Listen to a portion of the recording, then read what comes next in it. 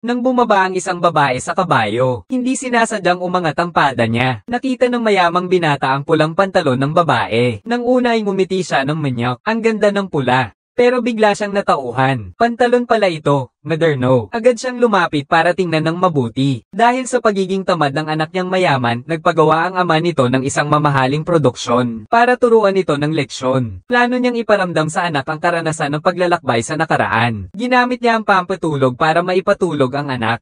Nang magising ang mayamang anak, siya ay naging isang alipin sa isang mayamang pamilya. Bago pa man siya makapag-isip, dinakip na siya ng mayordomo. Habang inaalis, pinagmumura niya ito ng husto dahil hindi nito sinuot ang tali ng kabayo sa tamang oras. Tapos, hinampas ito ng malakas para maging totoo ang eksena. Totoo yung paghampas. Ito ay isang nayo na ginawa ng production team na para bang 200 taon na ang nakakaraan. Akala mo'y bulok na mansanas lang ito. Pero ang totoo, isang kamera pala ito. Pati sa puno, sa damuhan, sa mga buto ng kambing. Lahat ay may nakatagong kamera. Profesional na artista ang lahat ng mga taga rito. Ano man ang iutos ng direktor, susundin nila. Kahit halikan at mga eksena sa kama, totoo ang gagawin. Ang layunin ay para maniwala ang mayamang bata na napunta siya sa panahon ng mga czar noong ika-19 na siglo. Pero kahit spoiled ang mayamang bata, pero hindi naman tanga. Akala niya reality show to. Sabi ng mayamang anak, huwag na kayong magpanggap. Ibigay niyo sa akin ang cellphone ko. Uuwi na ako. Anong ibig sabihin ng cellphone? Sus, magpapanggap pa kayo. Bahala kayo dyan. Tumakas ang kuya ko. Pagkatapos niyang sabihin yon, tumalikod siya at tumakbo palabas. Pero medyo nagtaka siya sa mga nakikita niya sa daan. Dahil reality show naman to. Bakit kaya wala man lang cameraman na sumusunod sa kanya? Hanggang sa may makita siyang tunay na oso sa may dulo ng nayon. Doon na siya medyo naniwala. Putya, totoo ngang nag-time travel siya. Agad siyang nahuli at ibinalik dahil sa mabigat na kasalanang pagtakas ng isang alipin, dadalhin siya sa palaruan at papatayin. Para maniwala ang mayamang binata na taong 1860 na nga, mas kailangan nilang gawing mas kapani-paniwala ang palabas. Kaya sa daan papunta sa palaruan, nag-ayos ang production team ng isang eksena kung saan puputulan ang kamay ng isang alipin. Kaliwa o kanan? Kanan. Nataranta ang mayamang anak, pagkatapos ay dinala siya sa kublihan. Ikinabat na ang lubid, handa na para sa bitayan. Sumigaw ang mayamang anak, ang tatay ko si Ligang. Maglalakas loob kayong saktan ako. Sino man ang tatay mo, mamamatay ka ngayon. Wala nang silbi ang pangalan ng tatay mo. Halos mahihina siya sa takot. Siyempre, bilang bida, hindi naman siguro siya hahayaang mamatay ng direktor. Sa gitna ng panganib, isang dalagang nakapulang damit ang dumating na nakasakay sa kabayo. Siya ang anak ng may-ari ng lupa, si Maria, at ang babaeng bida rin na inayos ng production team. Mabait at mahinahon ang kanyang personalidad. Ang script ay ang pagliligtas sa anak ng mayaman, tapos maging girlfriend ng anak ng mayaman, at mayroon pang bed scene. Ayon sa pangangailangan ng istorya, baka kailangan pang manganak. Sabi ni Mary, debo niya ngayon. Ayaw niyang may mamatay sa magandang araw na ito. Mabait tama ang may-ari ng lupa na mapagmahal sa anak. Agad na nag-utos ng espesyal na pondo para sa lahat ng bilanggo. Ganito pinalaya ang mayamang anak. Natakot din siya ng husto. Totoo, nahihi siya sa takot. Mayroon ka pa bang malinis na pantalon? Hindi pa niya napapansin ang isang agila na lumilipad sa langit, pero hindi ito tunay na agila, kundi isang drone. Lumipad siya papasok sa isang windmill sa malayo. Sa loob ng windmill ay isang modernong campo base, at ito rin ang control center ng buong nayon. Ang bawat taga-nayon ay mayroong isang espesyal na headset para sa pag-iintriga. Ang director at ang mga tauhan sa likod ng kamera ay narito. Ginagabayan nila ang mga artista sa pamamagitan ng radyo, at para sigurado, mayroon din silang isang sniper na naka-assign. Kapag may panganib na ma-expose na tayo, at di kalayuan sa windmill, may isang dressing room para sa mga artista. Kapag walang eksena ang mga artista, dito sila nag-uusap-usap, at dito rin sila nagmi-memorize ng mga linya. Dahil bawal silang magsalita ng kahit anong salita na may kinalaman sa kasalukuyan. Niligtas nga ang buhay ng mayamang anak, ngunit alipin pa rin siya, at nagpatuloy sa pagtatrabaho sa kwadra. Sa gabi, natutulog siya sa ilalim ng mabaho at maruming kabayo, nang maalala niya ang lahat ng nangyari ngayong araw. Lubos na niyang pinaniwalaan na naglakbay siya sa panahon. Napagpasyahan niyang mabuhay ng mabuti, at humanap ng paraan para makabalik. Pero nang maghapunan na kami kinabukasan, parang hindi na niya kaya, para na lang itong pagpapakain ng baboy. Hoy, bigyan mo naman ako ng karne.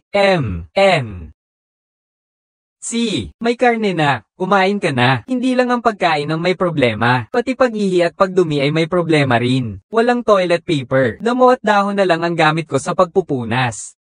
Bansa. May tao sa palikuran. Ano? May tao, ang buong kagubatan ay sa iyo. Parang lagi siyang may nararamdamang nakamasid sa kanya. Parang may kung anong gumugulo sa isip ko. Tama, may nakamasid nga sa kanya. Para maiwasan ang pagkabuking. Lagi siyang binabantayan ng production team. Pati pagpunta sa banyo. Noong mga sumunod na araw, ang mayamang anak ay tinatamad sa trabaho. O kaya naman ay hindi mahusay. Binabastos at sinisigawan siya ng supervisor niya. Alam mo naman, ang mga anak mayaman ay sanay ng makapangyarihan at hambog. Palagi na lang siyang nananakit at nanlalait ng iba. Kailan pa ba siya nainsulto ng ganito? Sobrang nasasaktan siya sa loob. Nakita ng production team na tamang oras na. Panahon na para sa pagdating ng female lead. Siya ang anak ng mayamang may-ari ng lupa, si Mary. Ang plano niya ay ang makasalubong ang isang mayamang binata. Tapos ay mapamahal sa kanya. At magpakasal at magkaanak. Para maging tapat sa pag-ibig ang mayamang binata. Kasi noon, araw-araw ay iba-iba ang girlfriend ng mayamang binata. Yung tipong pagkatapos ay iiwanan na. Ang panloloko at pang-iiwan. Pati ang mayamang ama ay naawa na. Kaya naman ipinasok ng production team ang eksena para mabago ang anak. Isang araw, umiiyak si Mary sa tabi ng tambakan ng dayami. Nakakuha ito ng atensyon ng mayamang binata. Anong nangyari sa'yo? Ipapakasal daw ako ni Lola sa isang 80 taong gulang na matanda. Akala ko maawa ang mayamang binata. Tapos yayakapin niya ito at aaliwin. Pero ang mayamang anak naman ay nagsabi, mayaman ba ang matanda? Oh, mayaman. Bakit ka umiiyak? Pakakasalan mo siya, tapos pagkalipas ng ilang taon, bigla siyang mamamatay. Hindi ba tiyo na ang lahat ng kanyang ari-arian? Pagkatapos ay umalis na siya. Ako. Bayad. Pareho na lang na walang masabi ang direktor at ang mayaman. Wala man lang siyang pakialam. Hindi sumusunod sa plano. Isang araw, nagnakaw ng manok ang mayamang anak. Isa. Manok yan ng amo, pakawalan mo na. Ayoko, kakain ako ng karne, gutom na ako.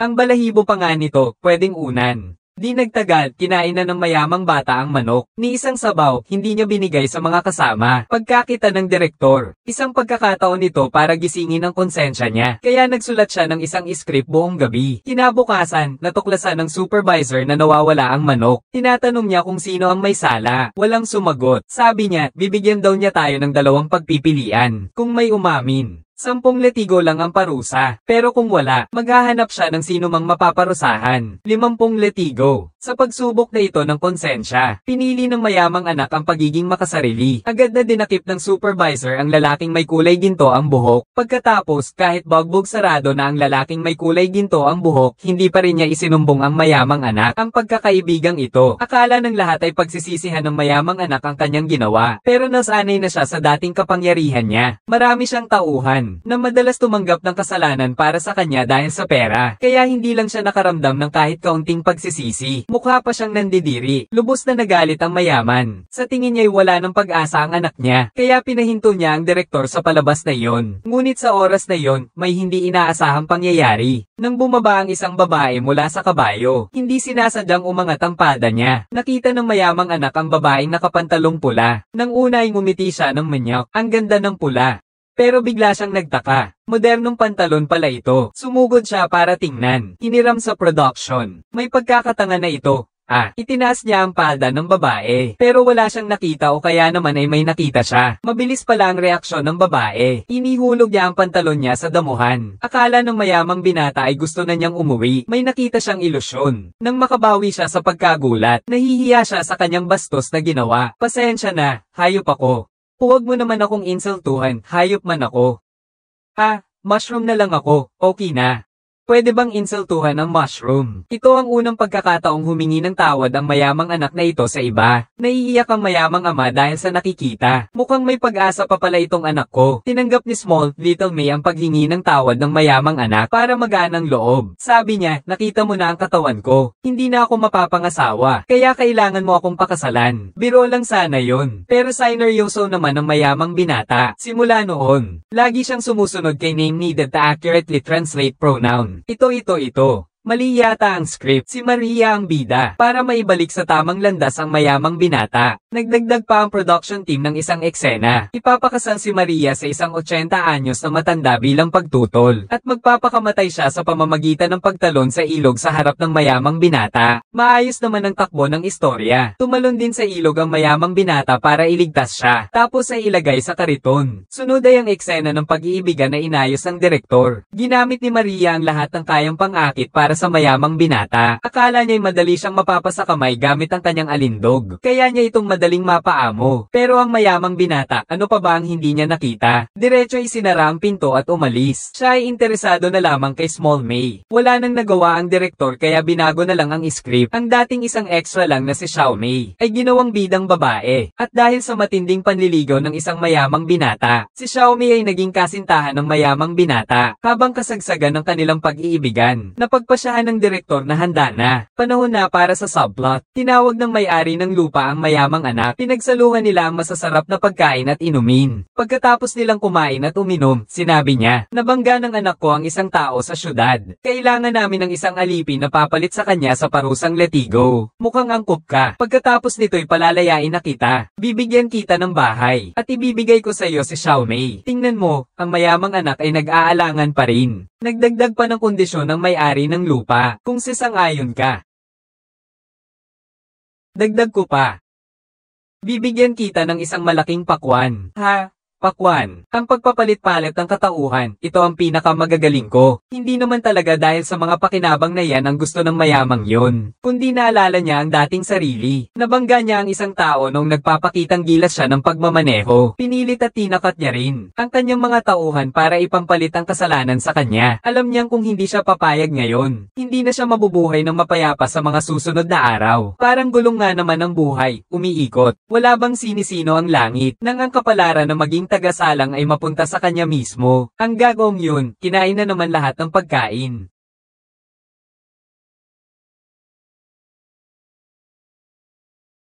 Array.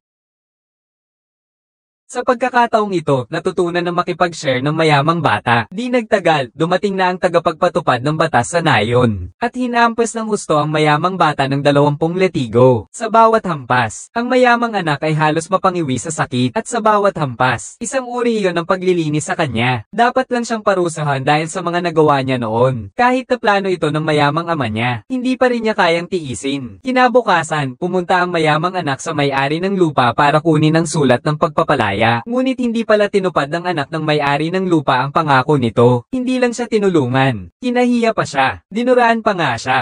Dapat sabihin, iba talaga ang mga profesional na artista. Ang galing ng pag-arte, na puno ng galit ang mga manunood sa harap ng screen. Siya, ganito. Akala ko lalaban ng mayamang anak na parang isang lalaki, pero nanahimik pa rin siya. Duwag talaga siya.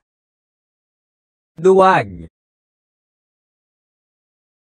Kinagabihan, nag-uusap ang mayamang anak at si Melissa habang nakahiga sa damuhan. Pinag-usapan nila ang pang-iinsulto sa kanya kanina ng anak ng may-ari ng lupa. Nang mga oras na yon, nakakuyom ang kanyang kamao. Muntik na niyang masuntok, pero hindi niya ginawa. Dahil nakita niya sa mukha ng anak ng may-ari ng lupa, ang dating sarili niyang walang kwenta. Sobrang tuwa ng mayamang ama. Sa wakas, nagsisisi na rin ang batang ito. Sa mga sumunod na araw, sipag na sipag magtrabaho ang anak mayaman. Pagkatapos kong matapos agad ang trabaho, magde-date na ako kay Xiao Mei. Magkasama silang nagsagwan. Sabay silang naglihim na kumain. Noong araw na yon, nagbukas ng loob ang mayamang binata kay Xiao Mei. Sinabi niya na isa siyang time traveler. Ang dating siya ay walang pakialam sa mundo. Dahil wala ang kanyang ina noong siya ay bata pa. At ang kanyang ama ay abala sa paghahanap buhay. Hindi niya ako pinapansin. Kaya ako na lang ang lalabas para mag-enjoy. Samantalang si Xiao Mei naman ay nagkukunwaring hindi niya maintindihan ang ibig sabihin ng pagta-travel through time. Pero nagbago na rin ang tingin niya sa mayamang binata. Noong una, hinahamak niya ang mayamang binata. Akala niya ay isang tipikal na spoiled brat ito. Pero sa mga araw na magkasama sila, parang may nararamdaman na siyang kakaiba para rito. Nang makita ko ito, panahon na para itaas ng direktor at ng bida ang tensyon ng istorya. Isang araw, isang grupo ng mga sundalong Mongol ang sumalakay sa nayon. Kukunin nila ang pinakamagandang dalaga sa nayon. Kung hindi, wawasakin nila ang nayon. Kinuha ng mga sundalo ang isang dalaga, ngunit matapang sila. Basta may maglakas loob na lumaban sa kanila ng isa-isa, manalo man o matalo, palalayain ang dalaga. Kaya naman, naglakas loob ang ama ng dalaga na lumaban. Ngunit ilang sandali lang ay natalo na siya, at pinugutan ng ulo. Syempre, peking ulo lang yan, para sa eksena. Susunod naman si Xiaomei. Lahat ay naakit sa mayamang binata. Ang bahaging ito ay para baguhin siya. Ang pagiging duwag at mahinang ugali ng isang iskolar. Kung sakaling makapasa siya, ang paglalakbay na ito ay magtatapos ng perpekto. Pero iniisip ko si Xiaomei. At naalala ko rin ang aking amang pinugutan ng ulo kanina. Bakit niyo ako tinitignan? Hindi ko naman siya kilala. Pagkatapos niyang magsalita, tumalikod na siya at umalis. Pinili na naman niyang maging mahina. Ganoon na lang yun, umalis na lang siya. Napaihi na naman siya sa pantalon. Halatang halata ang pagkadismaya ni Xiaomei. Napahiya rin ng husto ang mayaman. Papamanhida na agad ng manlalaro ang lalaking ito. Tapusin na ang paglalakbay na ito. Ngunit nangyari ang hindi inaasahan ng lahat.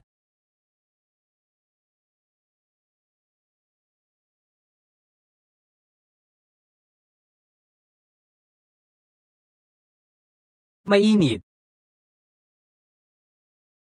Huwag kang lalapit sa kanya. Umalis ka dyan kung ayaw mong masapak kita.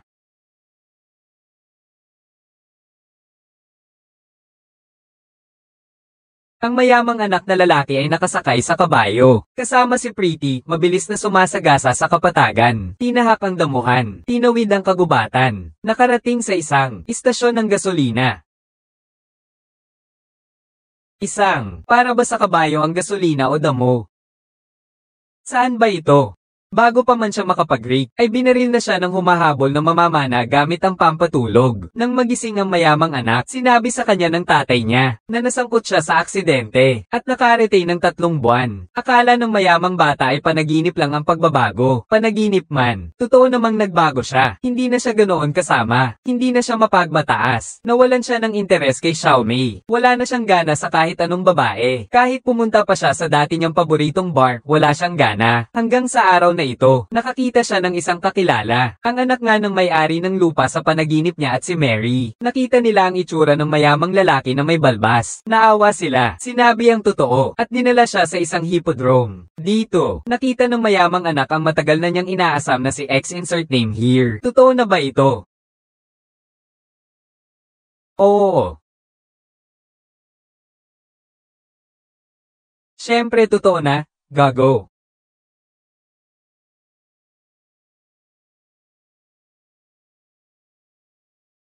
Sa huli ng kwento, ang baryong yun na nagpabago sa mga anak mayaman, ginamit ulit, para baguhin ang ibang mga batang suwail. Ang tatay ko'y hepe ng pulisya, hindi ninyo ako pwedeng ganyanan. Pagdating ng tatay ko, mapapahamak kayong lahat. 3. Tigilan mo yang mga sinasabi mo, pipili ka ba ng kaliwa o kanang kamay? At ang mayamang anak ay gumaganap bilang isa sa mga tauhan na nananakit. Sabi nga nila, madaling baguhin ang mundo. Ngunit mahirap baguhin ang ugali. Napakahirap baguhin ang isang tao. Ngunit kung may pagmamahal ng mga magulang, pagmamahal ng kapareha, ang pagbabago ng isang tao ay hindi na magiging mahirap. Ako si Mang Tigre, huwag kalimutang mag-subscribe. Mahal ko kayo.